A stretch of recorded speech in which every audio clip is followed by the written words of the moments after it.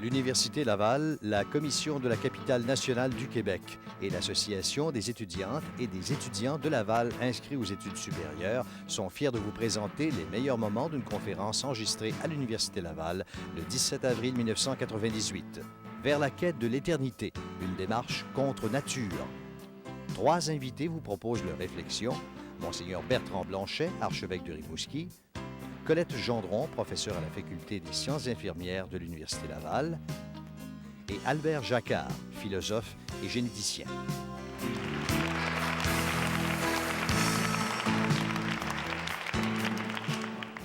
Qu'est-ce que l'éternité? D'abord, nous sommes des êtres corporels et toute notre connaissance passe par les sens. Le vieil Aristote disait « omnis cognitio assensu ». Toute connaissance vient des sens. Notre intelligence peut bien sûr abstraire des réalités, des concepts à partir des différentes réalités que nous voyons, mais ça demeure des concepts qui sont marqués par ces réalités-là, dans leur contexte matériel. On est inséré aussi dans le temps et dans l'espace. Alors, à partir de quelle réalité serais-je capable d'arriver au concept d'éternité? Est-ce que ce serait à partir de mon expérience de la durée? L'éternité, c'est plutôt une absence de durée. La durée sert à mesurer des choses qui sont dans le temps et dans l'espace, et l'éternité, par définition, c'est en dehors du temps et en dehors de l'espace. Comment donc s'en faire une certaine représentation? On voit la difficulté de la question, et surtout dans la culture actuelle où on voudrait, un peu comme l'apôtre Thomas, toujours toucher du doigt, où on voudrait toujours prouver à partir de la science. La science, elle porte sur des réalités mesurables et l'éternité ne l'est pas. Comme disait quelqu'un, l'éternité, c'est long, surtout vers la fin. Alors, la quête de l'éternité serait-elle une démarche contre nature parce que l'éternité est quelque chose de trop difficile à concevoir? Je ne suis pas sûr, parce que l'intelligence humaine, généralement, elle ne refuse pas de considérer une réalité parce qu'elle est difficile. Au contraire, elle est stimulée par les défis. Et Thomas d'Aquin nous dit qu'une connaissance, même très fragmentaire, d'une réalité très importante, a plus de valeur qu'une connaissance exhaustive d'une réalité plutôt banale, secondaire. Partons donc de l'hypothèse que la démarche intellectuelle elle-même ne paraît pas contre la nature de l'intelligence. La question est donc, le concept d'éternité lui-même serait-il contre nature? Et si oui, la quête de l'éternité le deviendrait par le fait même.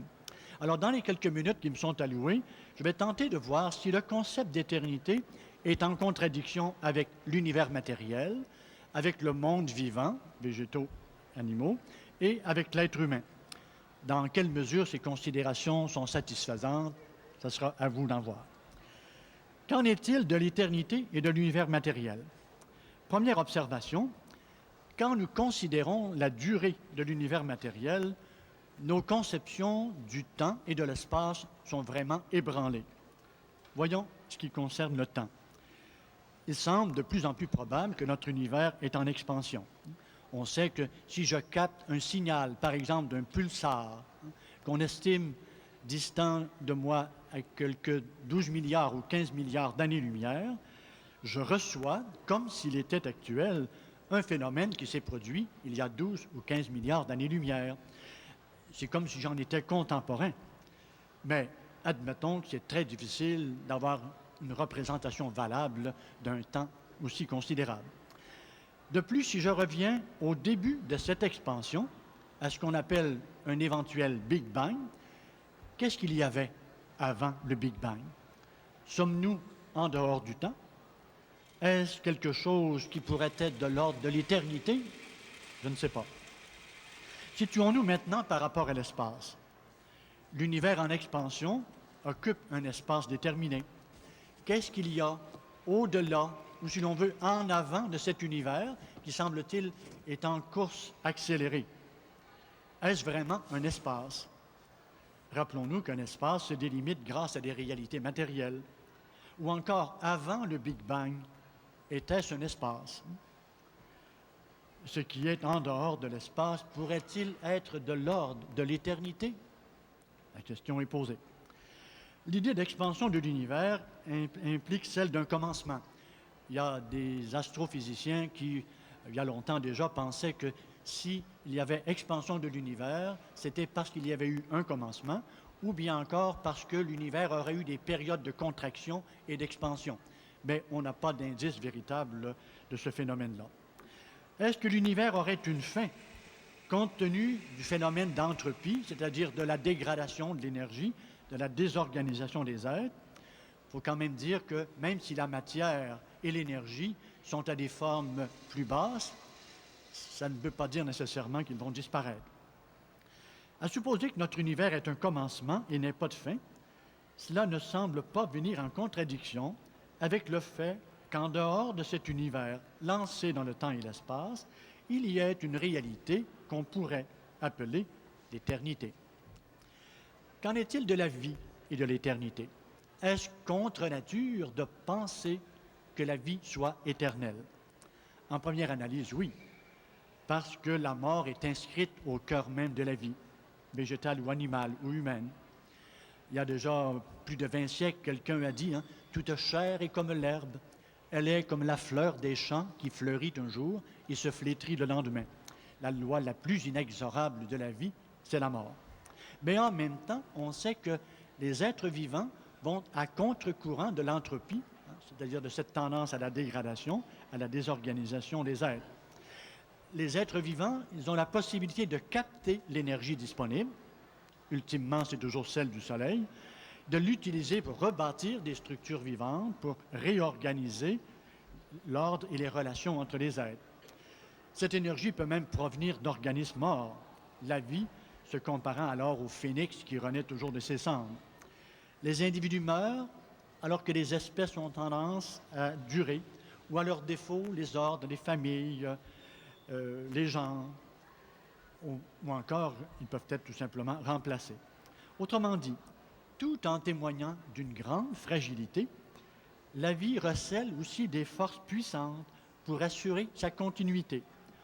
Quelques exemples très bien connus, que ce soit le pissenlit qui perce à travers l'asphalte, le petit bouleau qui s'agrippe au flanc de la falaise, ou encore ce qui m'impressionne beaucoup, les jeunes épinettes qui, sur le bord des falaises, près des lieux maritimes, sont toutes rabougries, qui vont fabriquer des cônes pour se reproduire avant l'âge normal de ces arbres-là. Pensez aussi, à ce temps-ci de l'année, à la pariade de certains oiseaux, avec, je dirais, les rites immémoriaux, souvent très fantaisistes, qui les caractérisent. Pensez aux batailles féroces des mammifères mâles pour aller transmettre la vie. Pensez à l'extraordinaire énergie dépensée par des oiseaux migrateurs comme les oies blanches pour aller à l'endroit de leur reproduction. En somme, est-ce que les espèces animales ne se comportent pas comme si elles devaient assurer l'immortalité de leur espèce?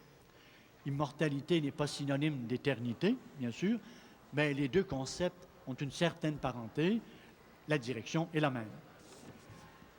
Pensons à la vie des êtres humains.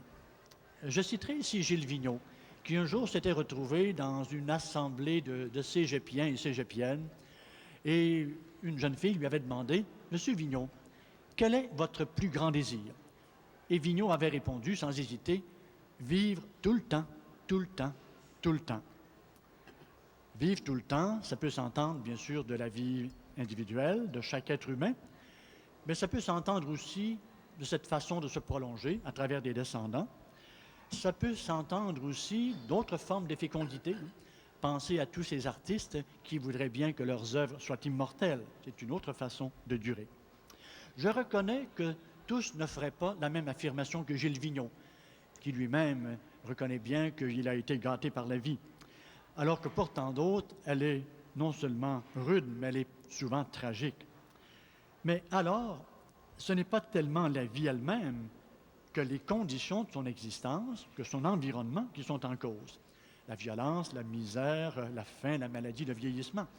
À supposer que les conditions de cet environnement de vie soient à leur meilleur. Est-ce que tous, ou à peu près, ne désireraient pas que la vie dure? chacun de nous a sans doute des expériences personnelles de moments très gratifiants qu'il souhaiterait voir prolongés ou répétés. Je lance quelques exemples. Cette simple sensation peut-être de bien-être corporel, presque euphorique, qu'on va éprouver après avoir fait un sport un tant soit peu intense, ou encore une promenade matinale que l'on fait au printemps dans un boisé, alors que la vie éclate de toutes parts, ou toute situation où la vie repart à neuf. La vie, elle est dans le mouvement, comme disait Aristote. Et ça me conduit à parler de l'éternité et de l'amour. Est-il contre nature de concevoir la vie dans un amour qui ne finit pas? On sait que l'une des caractéristiques les plus fondamentales de la vie humaine, c'est d'être relationnelle. La qualité de la relation à l'autre, dans l'accueil et dans le don, lui confère une richesse certaine. Un survol rapide de l'histoire de l'humanité, de notre histoire personnelle, ou de ce que nous révèle le roman, le théâtre, le cinéma, la poésie, nous amène à reconnaître que l'expérience de l'amour humain est vraisemblablement celle qui rejoint la personne au plus intime de son être, qui retentit davantage sur l'ensemble de sa vie et qui est source des plus grandes gratifications. Au risque de paraître irréaliste, oublions un instant les avatars, les pauvretés, les déformations, les réductions de l'amour humain. Dieu sait s'il y en a et nous en voyons aussi les conséquences. Pensons à ce moment de grâce où il y a une sorte de synergie entre l'élan du corps, l'élan de l'esprit et l'élan du cœur. C'est à ce moment-là que les poètes font rimer amour avec toujours, comme si ce moment appelait l'éternité. Me revient à l'esprit aussi le visage d'une femme que j'ai rencontrée en Gaspésie il y a plusieurs années déjà. Elle me parlait de son fils qui était décédé accidentellement à l'âge de 24 ans. Et elle disait, cela fait 4 ans qu'il est décédé et, excusez-moi, je suis encore incapable d'en parler sans en pleurer. Et elle croyait qu'elle le reverrait un jour. Est-ce que ce n'est pas l'amour, l'amour dont le cantique des cantiques dit qu'il est plus fort que la mort? Est-ce que ce n'est pas l'amour qui a les promesses de l'éternité? Pour ma part, j'estime que l'expérience de l'amour humain est probablement celle qui dit le mieux que la quête de l'éternité n'est pas une requête contre nature. Au contraire, surtout si nous considérons cette expérience de l'amour comme une réalité symbolique ou un avant-goût de ce que pourrait être un amour éternel. L'éternité et la beauté. Alors que dans trop de vies humaines, l'amour s'étiédit ou s'affadit, l'expérience de la beauté peut plus facilement peut-être demeurer intacte ou se renouveler. Serait-ce parce qu'elle est moins dépendante du corps, plus spirituelle? Elle s'apparente, je pense, cette expérience-là, à la joie de connaître, qui perd rien de son intensité ou de sa qualité avec le temps. Personnellement, c'est beaucoup la beauté des êtres qui m'incite à croire qu'ils ne sont pas seulement, suivant l'expression de certains scientifiques, le fruit du hasard et de la nécessité. Je lance quelques exemples encore. La beauté des arrangements des atomes dans un cristal. La beauté d'une coupe microscopique d'un minéral vu à la lumière ultraviolette. La beauté des arrangements cellulaires, des mousses. Moi, si j'étais fabricant de tissus, j'irais chercher des modèles là. La beauté des innombrables fleurs sauvages, la silhouette des arbres, l'agencement des couleurs des lépidoptères, le vol de l'hirondelle, le bond du cerf de Virginie, la course de la panthère, la beauté des œuvres artistiques qui recréent le monde, littérature, peinture, sculpture, théâtre, danse, musique. Est-ce que un divertimento de Mozart, une cantate de Bach, une hymne grégorienne, une petite liturgie de Messiaen n'ouvrent pas l'esprit et le cœur sur une certaine transcendance, sur un au-delà qui nous dépasse? Certains chefs-d'œuvre ne méritent-ils pas d'être immortels, éternels, surtout si nous les considérons, encore une fois, comme des symboles ou des avant-goûts d'une beauté encore plus grande? Claudel disait, tout est allusion, tout est parabole, tout est symbole. Je ne vois pas comment on pourrait opposer la quête de l'éternité et la quête de la beauté. La vérité maintenant est l'éternité. Certains d'entre vous auront peut-être remarqué que je me suis attardé à considérer ce qu'on appelait autrefois les transcendantaux, le vrai, le bien et le beau, dont on disait qu'ils sont convertibles, interchangeables. Et là-dessus, Solzhenitsyn, dans une comparaison que j'aime bien, dit l'arbre du beau, l'arbre du vrai et l'arbre du bien sont réunis par le sommet. On pourrait couper l'arbre du vrai et l'arbre du bien, ils seraient encore unis par le sommet et on pourrait les y retrouver tous les trois. Autrement dit, par la beauté, par exemple, j'atteins aussi la vérité et le bien. On sait que la quête de la vérité a été de tous les siècles et qu'elle a mobilisé les intelligences les plus lucides. La soif de connaître, la joie de connaître constituent des activités supérieures de l'être humain. Elles ne sont pas sans lien avec une certaine transcendance. Mais en même temps, l'histoire nous révèle que cette recherche de la vérité, elle s'est effectuée souvent avec beaucoup de dérapages dont les conséquences sont souvent très graves. Il est si facile de verser dans l'idéologie, dans le fondamentalisme ou le dilettantisme et quoi encore. La science, pour sa part, a contribué puissamment à la connaissance. Ses acquis sont remarquables, admirables même. Il nous revient de bien les utiliser. Mais je voudrais ici exprimer un souhait, que l'on ne tente pas d'enfermer toute la vérité des êtres dans le seul horizon scientifique.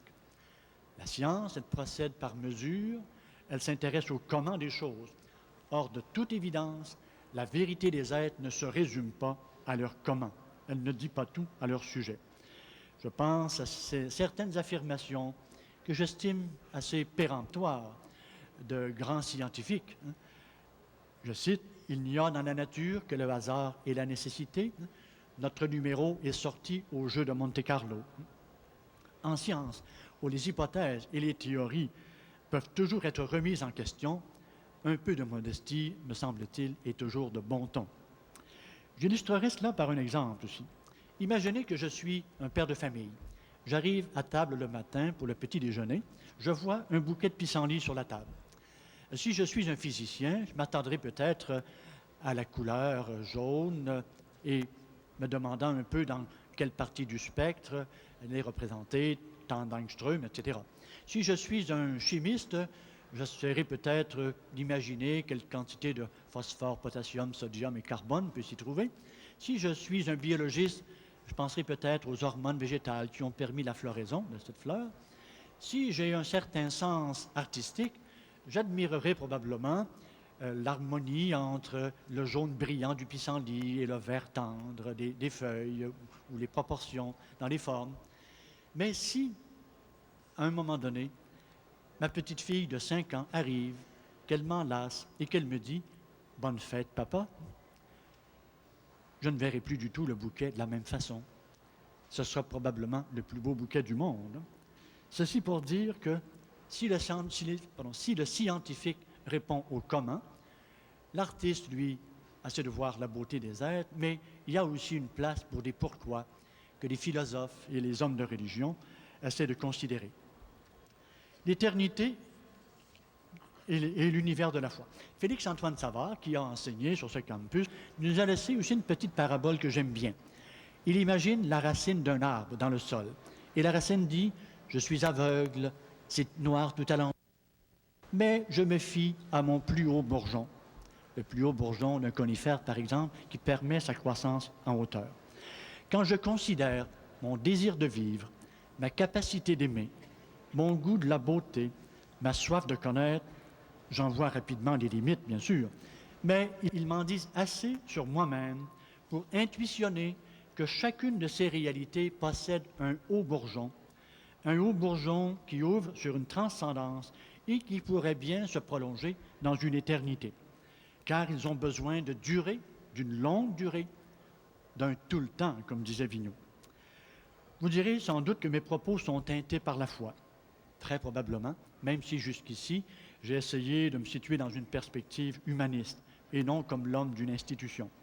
Mais je ne puis cacher que j'ai été nourri par une foi, nourri même aussi par cette institution qu'est l'Église. Qu'est-ce que j'en retiens? Qu'est-ce que j'en retiens à un âge, 65 ans, où je n'ai pas d'histoire à me conter, où j'éprouve autant le besoin de faire la vérité sur moi-même que de celui d'assumer une fonction dans une institution. Quand je pose un regard sur l'ensemble de ma vie, je dois reconnaître que le message de l'Évangile, la personne de Jésus-Christ, m'ont permis une croissance dans la direction de mon plus haut bourgeon, c'est-à-dire de ce que je crois être le meilleur en moi. Ils m'ont permis de vivre avec une certaine intensité, évitant, je crois, la superficialité, de mettre mes capacités d'aimer au service des autres, de répondre à mon goût du beau. Je pense entre autres à tout l'art sacré, la musique, le chant, le symbolisme religieux, et aussi de mon désir de vérité. Il y a quelques affirmations évangéliques qui vont dans le sens de mon plus haut bourgeon et qui, je pense, ont été dites dans une perspective d'éternité. Je suis venu pour que vous ayez la vie, que vous l'ayez en abondance. Dieu est amour, celui qui aime demeure dans l'amour, il demeure en Dieu.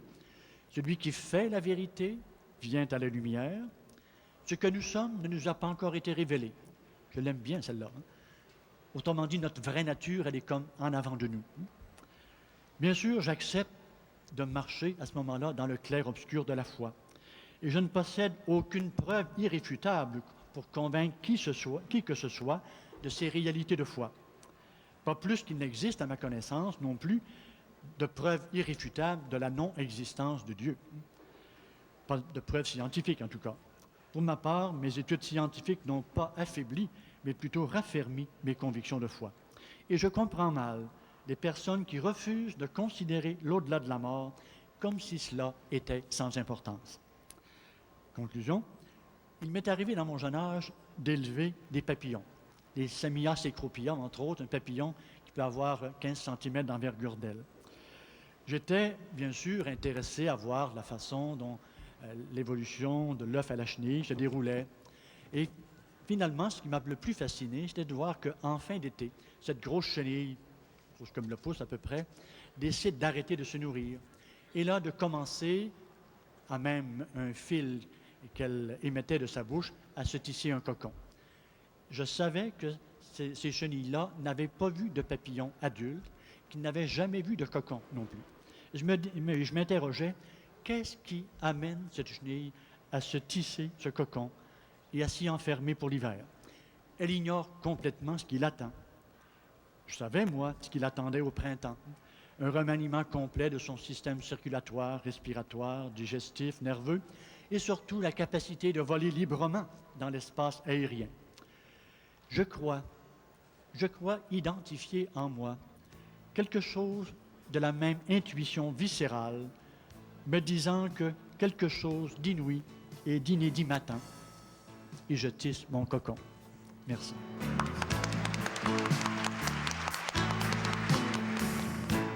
On peut aspirer à l'éternité dans une vie après la mort physique, ce qu'on appelle généralement immortalité. L'aspiration à l'immortalité est universelle et de toutes les époques. Par exemple, la culture chrétienne enseigne que la mort est vaincue par la résurrection du Christ et les corps ressuscitent à la fin des temps, tandis que chez les bouddhistes tibétains, c'est la mort elle-même qu'on vise à éliminer en mettant fin aux incarnations successives. De nos jours, on ne saurait se contenter de promesses pour une hypothétique vie immatérielle future. Dans l'Occident moderne, l'aspiration à l'immortalité a pour objet le corps. C'est la vie biologique individuelle et celle de l'espèce humaine qu'on voudrait éternelle, ici et maintenant. Ce que des spécialistes ont nommé immortalité, comme Edgar Morin et Louis-Vincent Thomas. Dans le langage courant, toutefois, les termes immortel, amortel et éternel sont souvent employés comme synonymes. Parlons maintenant de la mort occultée. Si vous allez en Asie, vous constaterez que les populations y offrent de la nourriture, des fleurs, parfois des sacrifices d'animaux et différents cadeaux à une multitude de déités personnifiées dans des monuments ou des statues. La culture occidentale moderne a aussi ses déités, en particulier deux puissantes déesses auxquelles elle consent tous les sacrifices dans l'espoir qu'elle découvre la recette de l'éternité dans les meilleurs délais. Ce sont la science et la technologie. La science fait des miracles, entend-on couramment, et on n'hésite pas à lui abandonner sa vie en espérant que le moment venu, elle fasse pour nous le miracle, soit de nous empêcher de vieillir, de mourir, soit de nous ressusciter.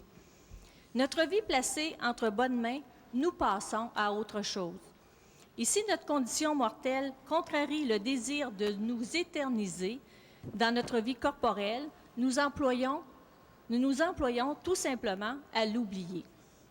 Combien d'entre nous s'arrêtent parfois à penser qu'ils mourront un jour? Nous sommes-nous déjà demandé où, comment et avec qui, à nos côtés, nous aimerions mourir le moment venu? Avons-nous jamais imaginé ce que pourrait être la question la plus importante à nous poser à l'approche de la mort, ou encore comment nous voudrions que l'on résume notre vie sur notre pierre tombale? Penser à la mort, c'est suspect. C'est presque devenu une pensée obscène, comme autrefois parler de sexualité. Mais comme on ne peut toujours éviter la question, on recourt à la parade classique qui consiste à opposer la vie à la mort, comme si l'une n'était pas dans l'autre, comme si penser à la mort, ce n'était pas encore penser à la vie. On aime mieux parler de la vie, nous autres, dirait-on. On est jeunes, après tout, on aura bien l'occasion de penser à ça. Ce sort qu'on nomme nommé, c'est la mort comme limitation. Les mots mêmes expriment la fuite devant la réalité de la mort. On n'est plus vieux ou vieille, on est une personne âgée, une aînée ou un aîné, on est une personne de l'âge d'or, du 3e ou du 4e âge. On ne meurt plus, semble-t-il, on décède, on expire, on quitte ce monde, on s'en va, on part pour un ailleurs. Il n'y a plus de cadavres, mais un corps, une personne décédée, et dans certaines maisons funéraires, c'est un client. Le système marchand a happé l'expérience de la mort comme tout le reste. Préparer sa mort consiste seulement pour certaines personnes à faire des préarrangements funéraires que l'industrie funéraire nous présente parfois comme une mesure de précaution, au cas où, un peu comme une assurance. On a supprimé les rituels collectifs du deuil qui rappelaient trop notre condition mortelle et dérangeaient les objectifs de rentabilité et de productivité de la société. Le cadavre doit bien paraître dans le cercueil. On le maquille, on lui donne l'apparence la plus humaine, la plus naturelle, la plus sereine et surtout la plus vivante possible. C'est ce que souhaite la famille, dit-on. Est-ce accepter la mort comme une fin que de vouloir donner aux personnes mortes l'apparence d'être vivants? Nous vivons comme si nous devions jamais mourir. La perspective de la mort est même exclue de l'éducation sous prétexte que les enfants sont sensibles et fragiles. Ils vont, ils viennent, ils trottent, ils dansent, et de mort nulle nouvelle, disait Montaigne, commentant l'attitude de ses contemporains face à la mort au XVIe siècle. On pourrait dire la même chose de nous. Nous travaillons davantage pour gagner davantage, nous accumulons des biens pour calmer notre sentiment d'insécurité, nous cherchons à gommer toute contrainte, toute limite, toute souffrance, nous nous livrons des guerres de pouvoir, nous nous étourdissons et nous risquons parfois notre vie dans des expériences casse-cou. Nous défions la mort pour nous convaincre qu'elle n'existe pas. Lorsqu'une culture défie ou nie systématiquement la mort, ce qui revient au même, il n'est pas étonnant que des femmes et des hommes se présentent au seuil de la mort tout étonnés et même effrayés d'en être arrivés là, comme s'ils n'avaient jamais su que la vie nous a été donnée avec la mort pour condition, comme le disait Sénèque. Ces personnes se sentent trahies par leur corps, par la médecine, par la science, par l'univers entier. Et elles ont raison de se sentir ainsi, car on leur a fait de fausses promesses. Parlons maintenant d'une idéologie doctrinaire de la vie. Le divorce entre la vie et la mort, dans les attitudes et les comportements, s'est opéré progressivement au fil des siècles, mais surtout à compter du 18e et 19e siècle, pour devenir au milieu du 20e siècle un déni pur et simple de la mort comme élément constituant de la vie. les sociétés industrielles et post-industrielles ont raffiné les manifestations de ce déni jusqu'à le déguiser sous l'amour et le respect de la vie et la volonté d'améliorer l'existence humaine. Il s'est donc développé en Occident une idéologie de la vie axée sur la vie biologique comme absolue. C'est une idéologie doctrinaire qui entretient le mensonge, la peur et le refus en présentant la mort comme un événement accidentel, donc qui pourrait être évité plutôt que comme un fait inéluctable et universel qui doit être accepté. La caractéristique dominante de cette idéologie est le culte idolâtre, voué premièrement à la beauté, à la jeunesse, à la liberté sans limite, à la santé parfaite, à la performance, à la productivité et à la richesse. Et deuxièmement, à la science, à la technologie et à l'institution médicale que nous croyons pratiquement infaillibles. Pour conclure, je dirais que finalement, quel que soit le nom donné à nos quêtes humaines, dépassement des limites, ambition, courage, amour du défi, amour du risque, idéal, immortalité ou éternité, peut-être sommes-nous toujours en quête du bonheur et pensons-nous que la mort le compromet. Nous le renvoyons au monde virtuel, comme disait Montaigne. Votre mort est une des pièces de l'ordre de l'univers, c'est une pièce de la vie du monde. Donc, alors, si on en venait à supprimer la mort, ne supprimerait-on pas aussi la vie? Je vous remercie.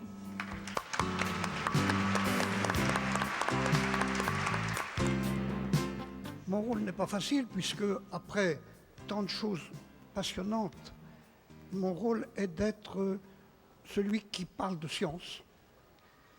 Mais justement, est-ce que la science ne va pas nous permettre de réfléchir très en profondeur sur tout ce qui vient d'être dit? L'éternité. L'éternité, ça évoque au fond deux concepts. Le concept de durée, de temps, et le concept d'infini. C'est ce qui ne finit pas, l'éternité. Or, justement, ces deux concepts ont été complètement bouleversés par la science depuis un siècle. L'infini, je n'insiste pas trop, mais vous le savez sans doute, on s'est aperçu, enfin les mathématiciens se sont aperçus que le mot infini ne voulait rien dire, car il y a autant d'infini que l'on en veut. En effet, voilà le mot infini qui a été appris en classe 2 fois, au moins. Une première fois à l'école primaire, quand vous avez écrit les nombres 1, 2, 3, 4, 5. Quand est-ce que ça se termine? Jamais, il y en a toujours derrière. Donc le mot infini, c'est l'infini des nombres. Et par conséquent, puisqu'il y a autant de nombres que l'on veut, on va pouvoir numéroter tous les objets possibles avec les nombres. Et puis un autre jour, quelques années plus tard, on vous a parlé d'un segment de droite et on vous a dit c'est fait avec des points. Il y a combien de points sur un segment de droite? Ou comme ils sont aussi petits que l'on veut, il y en a autant qu'on veut. Il y en a une infinité. Et on a écrit l'infini avec le fameux 8 couchés. On a pris le même mot infini pour ces deux objets que l'on avait imaginés. Et on a donc cru, puisque ça avait le même nom, que c'était la même chose. Curieuse attitude, jusqu'au jour, il y a 120 ans, où on s'est aperçu que ce n'était pas du tout la même chose, et que l'infini des nombres est tout petit par rapport à l'infini des points sur une droite, qui lui-même est tout petit par rapport, etc. Et il y a autant d'infini que l'on veut. Autrement dit, si l'éternité c'est quelque chose d'infini, il va y avoir autant d'infini que l'on voudra. Si la durée que vous mesurez dans votre éternité, c'est une durée mesurée par l'infini des nombres, par l'infini des points sur une droite, ou par des infinis, comme ceci, à la queue leu, on peut en fabriquer une infinité. Bon, déjà, à cause du mot infini, le mot éternité semble disparaître entre nos mains. On ne sait plus de quoi on parle. Et oui, on ne sait plus de quoi on parle, et vous savez sans doute que c'est à propos de l'infini qu'on a développé dans les années 30 de ce siècle le concept d'indécidabilité, c'est-à-dire un concept parfaitement mathématique, précis, qui évoque certaines affirmations qui ont du sens, qui sont fondées, et dont on ne pourra jamais démontrer ni qu'elles sont vraies, ni qu'elles sont fausses. Elles sont indécidables. Voilà quelque chose d'une richesse extraordinaire. Est-ce que notre éternité sera l'infini Aleph 0 des nombres ou l'infini Aleph 1 des points? Eh bien, c'est indécidable. Donc si c'est indécidable, ce n'est pas la peine d'essayer de comprendre ou de chercher, sauf à ajouter un axiome supplémentaire, c'est-à-dire arbitrairement, je dirais, votre infini, c'est un infini petit, le mien, c'est un infini un peu plus grand, etc. Ce n'est pas très sérieux, mais cela commence à nous faire pénétrer dans une incompréhension qui est le début de la vraie compréhension. J'insiste pas sur l'infini, mais le temps. Le temps a véritablement changé, si je puis dire, au cours de ce siècle. Le temps, c'est quoi? C'est une espèce de toile de fond, pensait-on, devant laquelle se déroulent les événements. Au fond, nous avons tous dans l'esprit qu'il y a sur les genoux du Créateur une belle horloge suisse qui fait tic-tac et on mesure la durée d'un événement par le nombre de tic-tac qui s'écoulent pendant cet événement. Et par conséquent, chaque événement a une durée. Et c'est magnifique, ce temps absolu. Mais à plusieurs reprises, ce temps a disparu au cours du siècle. D'abord, en 1905, avec la relativité restreinte d'Einstein, qui s'aperçoit que le même événement a des durées différentes pour des observateurs dont l'un ne bouge pas par rapport à l'événement et dont l'autre bouge. Ça n'est pas la même durée. Mon parcours entre Paris et Montréal hier, j'aurais pu le mesurer de deux façons, en regardant ma montre au départ et à l'arrivée, et en regardant l'horloge de Roissy et l'horloge de Dorval. Eh bien, les deux durées n'étaient pas les mêmes, même si les horloges sont rigoureusement synchrones. La durée mesurée par ma montre est plus courte que la durée mesurée par les horloges, parce que ma montre ne bougeait pas par rapport à moi. Autrement dit, il y a autant de temps que l'on veut, selon que l'on bouge ou que l'on ne bouge pas.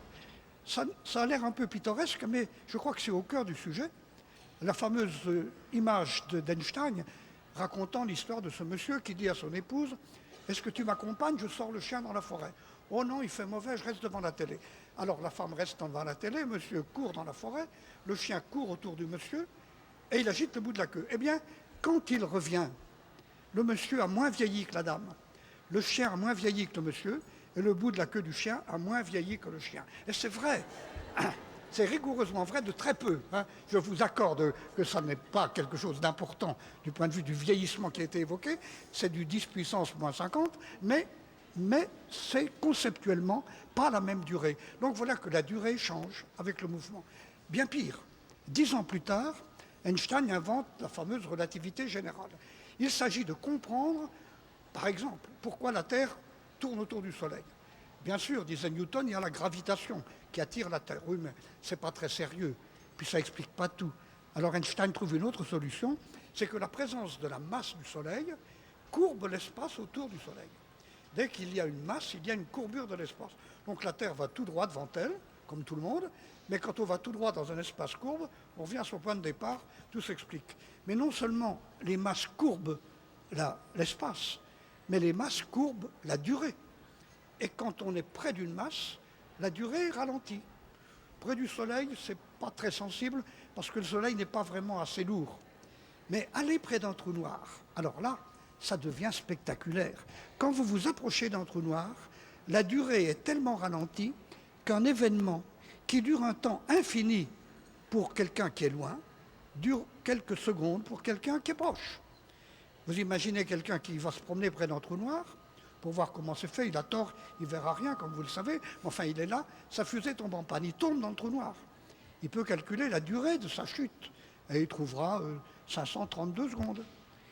Et quand il arrivera dans le trou noir, il se dira « mes calculs étaient bons, il meurt content, les calculs étaient justes ». Mais pour moi qui suis loin et qui le regarde tomber, la durée de sa chute est infinie. C'est une éternité. Voilà qu'une éternité, ça dure le temps qu'on veut, ça dépend de l'endroit où on est, à propos des masses. Autrement dit, ce qui a été évoqué tout à l'heure, cette fameuse phrase « comme l'éternité va sembler longue, surtout vers la fin », eh bien, vous n'aurez pas perdu votre séance d'aujourd'hui, car en effet, je vous donne un moyen, si un jour l'éternité vous semble longue, de la rendre aussi courte que vous voulez, il suffira d'aller près d'un trou noir. Et il y en a tant qu'on en veut des trous noirs. Par conséquent, voilà, au-delà de la boutade, voilà que l'éternité elle-même des uns va durer un temps très court, aussi court que vous le voulez, pour d'autres. Qu'est-ce que c'est que cet infini qui qui est capable de se rapetisser. C'est pourtant ça, l'éternité. Et puis, la physique quantique nous a appris des choses encore plus extraordinaires. Elle nous a appris qu'il y a des limites à la façon de découper en morceaux la matière ou l'énergie. Vous pouvez découper une énergie ou une action, mais il vient un moment où il y a une limite. Vous ne pouvez pas aller plus loin.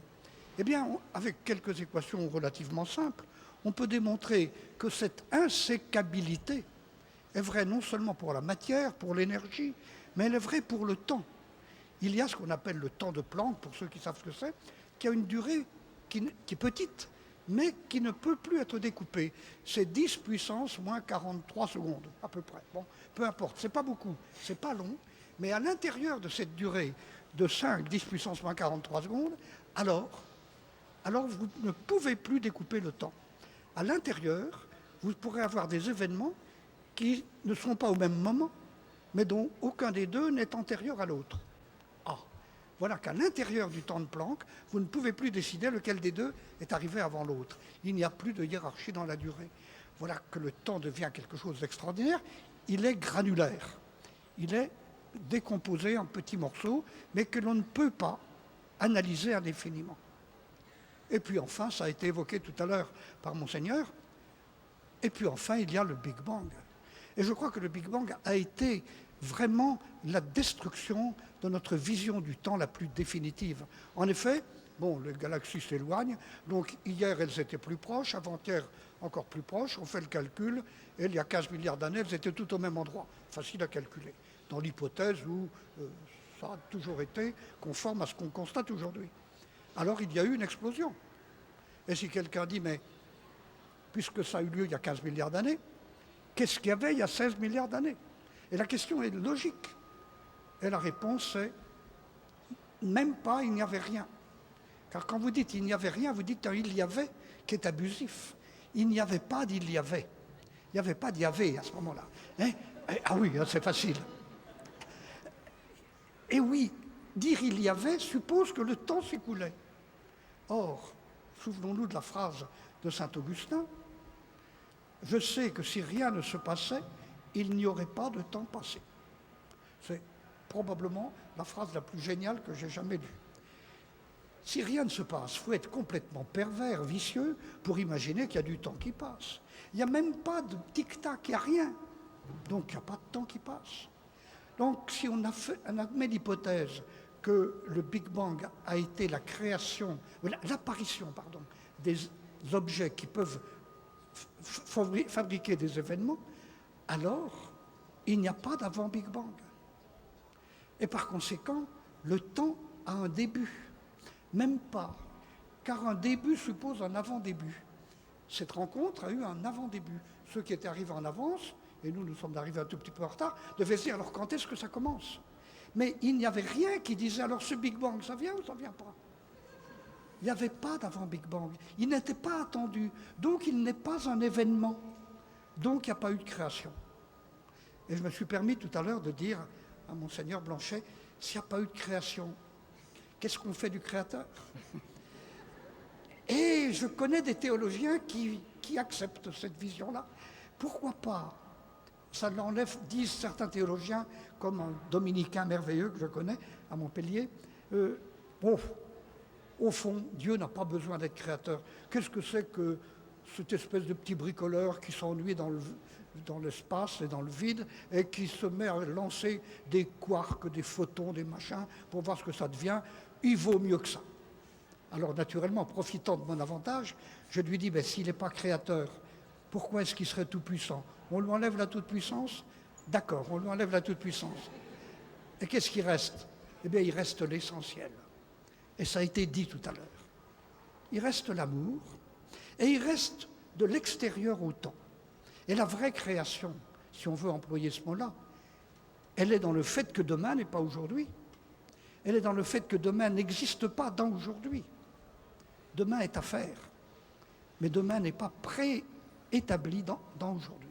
Et là, vous aviez raison de vous attaquer un peu à la science, et je réagissais intérieurement, mais vous aviez raison, c'est que la science a dit pas mal de sottises à ce sujet-là. Songez au XIXe siècle, où Laplace nous expliquait que dans l'univers fait de particules soumis à des lois, un esprit qui connaîtrait toute la réalité d'aujourd'hui n'aurait qu'à faire découler les équations, là, résoudre ces équations, et faire découler demain d'aujourd'hui, et après-demain de demain. Et par conséquent, le présent contenait l'avenir et pouvait reconstituer le passé. Et cette vision-là est abominable, car elle suppose qu'effectivement, il y a un présent qui contient l'avenir et le passé. Le temps n'a plus de sens. Or si, je ne dirais pas le temps a du sens, mais en tout cas, la succession des choses a du sens. Tout au moins, pour ceux qui le savent. Or, dans l'univers, qu'est-ce qui sait que demain s'écoule, que le temps s'écoule? La pierre que je lâche, elle ne sait pas qu'elle va tomber. Elle subit, elle vit au présent, dans la mesure où elle vit. Elle est au présent. Elle subit les lois de l'univers. Et la Terre tourne, le Soleil fait ce qu'il peut pour envoyer de l'énergie. Tout cela ne connaît pas l'avenir. Les animaux connaissent-ils l'avenir? Semble-t-il pas beaucoup. Un peu, bon. Mais moi, je connais l'avenir. Je ne connais pas l'avenir. Je sais qu'il sera. Je ne sais pas de quoi il sera fait.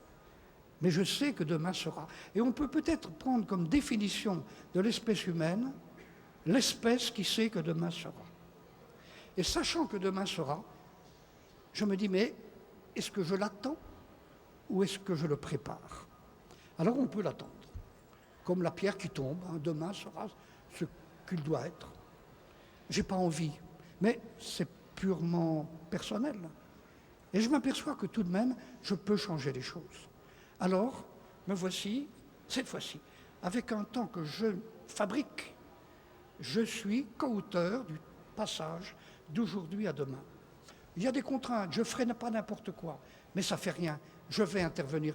Et toute ma dignité, elle est là-dedans, car je suis un objet, je suis soumis aux mêmes lois que tous les grains qu'il y a dans la nature, je suis une poussière d'étoiles, oui, mais pas n'importe laquelle. Moi, j'ai compris que l'avenir était à préparer, à fabriquer. Et me voici comme véritablement celui qui est conscient qu'une création dure et qu'il y participe. Alors me voilà heureux, en sachant tout de même qu'après-demain, après-demain, il y a la mort au bout. Ça vient d'être dit. Oui, c'est vrai. Mais supposons qu'il n'y ait pas la mort au bout. Quelle horreur! Quelle horreur! Imaginez que vous êtes immortel. C'est insupportable. C'est le meilleur, en tout cas pour moi, c'est la meilleure guérison que j'ai trouvée contre l'angoisse de la mort. Alors si tu n'es pas mortel, mon ami, tu es immortel. Alors bien sûr, vivre 150 ans, vivre 500 ans, oui, j'aimerais bien. 5000, oui encore, mais 5 milliards. Bah. Il n'y aura même plus de soleil. Par conséquent, j'ai envie d'être mortel. J'aimerais que ce soit le plus tard possible. Bon, d'accord. Mais cette mort au bout, elle est, ça vient d'être dit, elle est la richesse de tous les instants que je vis, puisque je sais qu'il n'y en aura pas une infinité. Et du coup, je suis tendu à ne pas le perdre, ce temps. Pour moi, je vais faire une déclaration un peu raciste, il y a deux espèces d'humains. Il y a ceux qui ont cru que la mort était là, et ceux qui n'ont pas cette expérience. J'ai eu, quand j'étais enfant, l'expérience que c'était fini. Bon. Et puis, ce n'était pas fini. Alors je suis encore là. Mais du coup, cette seconde vie, c'est comme on dit à la caserne du rabio, ce qu'il y a en plus. Il y a la soupe et puis il y a les cuillères en plus. Et quand on a faim, ça a meilleur goût, le rab. Ce qu'on a en trop. Pas en trop, en qu'on a failli ne pas avoir. Alors j'ai failli ne pas l'avoir, je l'ai. Il ne faut pas le perdre. Il ne faut pas le gâcher. Et par conséquent, c'est justement parce qu'il y a de la mort au bout que ce cadeau formidable, il faut que j'en fasse bon usage. Ce cadeau, le cadeau de la vie, non. La vie tout court, ça ne m'impressionne pas. D'ailleurs, ce n'est même pas définissable. Il y a une continuité, vous savez, des objets qui étaient là après le Big Bang, les quarks, les molécules, les assemblages, les animaux, tout ça. Il y a la continuité et on ne parle plus de l'apparition de la vie. Il y a eu peu à peu complexification. Ce qui est merveilleux, ce n'est pas la vie en elle-même, la vie d'une bactérie, la vie d'une fourmi, ça ne me passionne pas du tout. Mais la vie de quelqu'un qui connaît demain, qui sait l'expérience que demain sera, alors oui, c'est formidable. La vie, oui, à condition d'être co-créateur du temps qui passe. Alors comment faire pour éloigner l'angoisse de la mort? Il y a des petits trucs. Oh, ce ne sont jamais que des trucs. Par exemple, ne plus mesurer l'âge à la façon dont on le fait bêtement. Quel est votre âge? Alors on compte le nombre de tours de la Terre autour du Soleil depuis la naissance. Pourquoi? C'est bien arbitraire. Ce qui est intéressant, c'est le nombre de tours de la Terre autour du Soleil qu'il me reste à vivre. C'est-à-dire mon espérance de vie. Par chance, je ne sais pas le jour de ma mort, bien heureusement. Mais je peux calculer avec toutes sortes de statistiques, de calculs de probabilité, combien d'années il me reste en moyenne à vivre. Si je m'étais posé la question, si j'avais posé ma question à quelqu'un de mon âge, il y a un siècle, il aurait répondu 2-3 ans. Il n'y a vraiment pas de quoi faire beaucoup de projets. Moi, je peux répondre, et c'est sérieux, 17 ans. 17 ans, il y a de quoi faire. Vous savez, c'est ce qui restait à vivre à la plupart des gens quand ils atteignaient l'âge d'homme il y a un siècle ou deux. Donc, je suis un homme plein de projets. Et puis en plus, avec cette méthode pour calculer mon âge, je m'aperçois que je ne vieillis que de 8 mois par an, à peine. En effet, il y a 10 ans, il me restait 24 ans à vivre, paraît-il. J'ai fait le calcul il y a 10 ans, 24 ans. Je fais le calcul aujourd'hui, 17. Pourquoi? Parce que si je suis là à calculer mon espérance de vie, c'est que je suis encore vivant. Donc je ne suis pas mort. Et si je ne suis pas mort, c'est que j'ai surmonté les risques de mort qui entraient dans le calcul de mon espérance de vie il y a 10 ans. D'accord? Ah, oui, c'est évident. Si bien que j'ai prévu, mais je ne l'ai pas encore fait, de faire fortune en mettant dans une revue pour dames qui veulent acheter des crèmes pour ne pas trop vieillir, mesdames, envoyez-moi 500 dollars, et je vous donnerai un truc pour ne vieillir que de 7 mois par an ou 8 mois par an. C'est de calculer votre âge autrement. Bon, et c'est très efficace. Bon, alors, au-delà de tout ça, il reste que l'important, c'est donc cette construction que j'ai à faire. Cette construction, c'est la construction de quoi? D'une personne. J'ai beaucoup aimé cette image qu'a donnée tout à l'heure Monseigneur de la chenille qui devient papillon. Il se trouve, je lui ai dit tout à l'heure, quand il m'en a parlé, que justement ce matin, dans une interview que j'ai faite pour Radio-Canada, j'ai fait la même comparaison de la chenille qui devient papillon. Mais je disais, la chenille, elle n'a jamais vu de papillon, d'accord? Elle ne sait pas que le papillon sera comme ceci, mais il y a en elle toutes les recettes de fabrication qui font que ça donnera un papillon comme ceci, avec des couleurs comme cela. La chenille contient en elle la fabrication du papillon, donc au fond c'est un mécanisme qui se met en place. C'est joli, c'est merveilleux, mais au fond c'est pas mystérieux.